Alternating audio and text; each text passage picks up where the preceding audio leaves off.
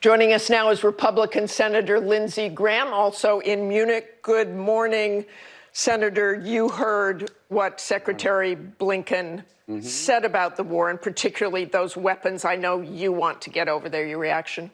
Well, number one, there are 30 United States senators in Munich, along with a big House delegation. Senator McConnell and Schumer both came. Virtually unanimous belief that we should be training Ukrainian pilots on the F-16 today so they can get the jets as soon as possible. The British are training Ukrainian pilots.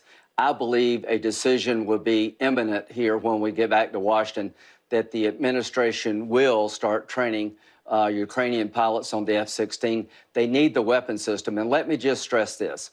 How can you call this war by Russia a crime against humanity? And that's what the vice president did in Munich. Now, we're talking about Germany.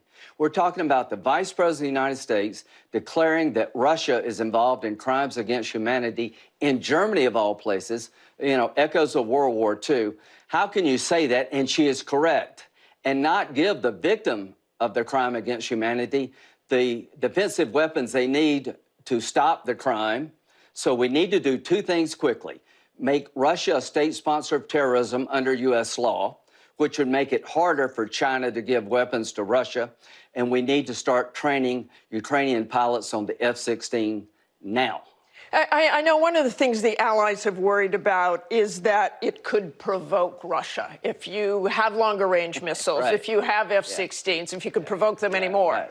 I don't know. You know, a year ago, everybody here was in denial. I was preaching as loud as I could. Putin really means it. Here's the good news. I've never seen NATO so united. The Germans have stepped up to the plate. There's bipartisan support for winning this war in Ukraine, for giving the Ukrainians the weapons they need to defend themselves. I'm not worried about provoking Putin.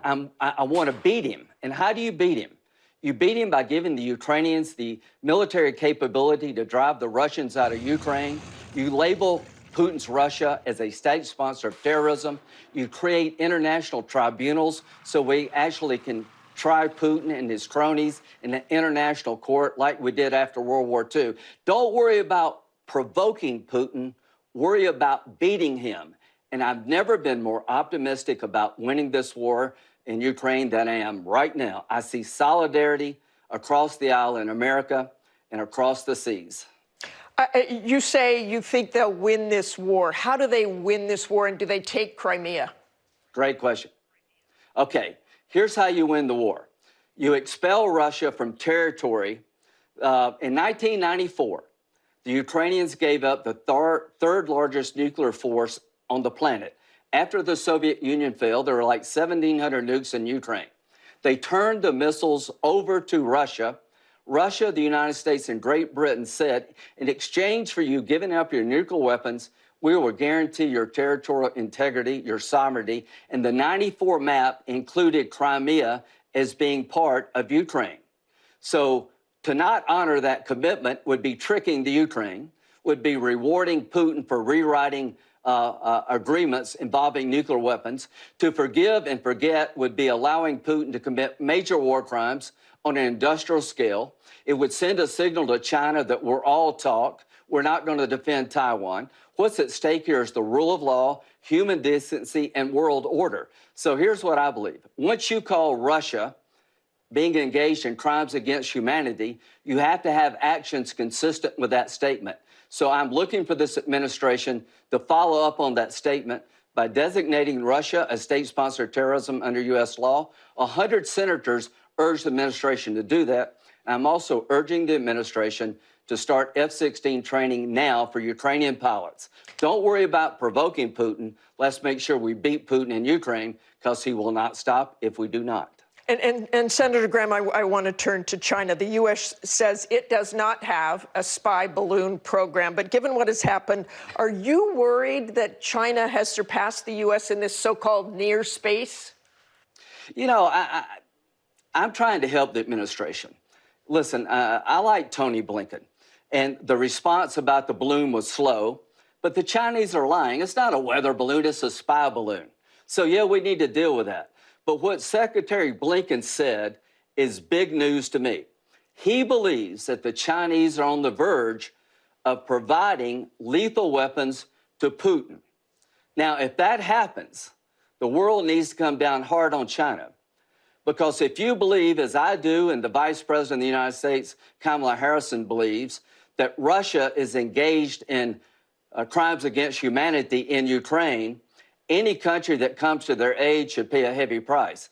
So that's why we should designate Russia a state sponsor of terrorism, because if you do that under U.S. law and China provides lethal weapons, they will get sanctioned. And to the Chinese, if you jump on the Putin train now, you're dumber than dirt. It would be like buying a ticket on the Titanic after you saw the movie. Don't do this. The most catastrophic thing that could happen to U.S.-China relationship, in my opinion, is for China to give lethal weapons to Putin in his crime against humanity.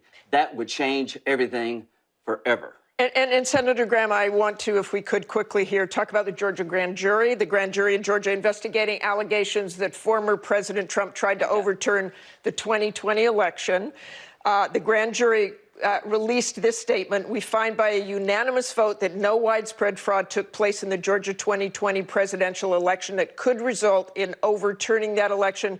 You appeared before that grand jury in November and were asked about a call that Georgia's Secretary of State said you made to him after the 2020 election. First, do you accept the grand jury conclusion? And do you have any regrets about calling the Secretary of State? And any concerns about perjury? No concerns about my testimony. The grand jury analysis that there was no widespread fraud in Georgia, I agree with that. I think the voting by mail had problems, but I found no evidence of widespread fraud, and I had to decide as a senator whether or not to validate the Georgia election. I thought it made sense to call up the Georgia Secretary of State, and I did. I asked hard questions, but at the end of the day, I voted to certify the election results in Georgia for the 2020 election. Thanks so much for joining us this morning, Senator Graham. Safe trip back. Thank you. Hi, everyone. George Stephanopoulos here. Thanks for checking out the ABC News YouTube channel. If you'd like to get more videos, show highlights, and watch live event coverage, click on the right over here to subscribe to our channel. And don't forget to download the ABC News app for breaking news alerts. Thanks for watching.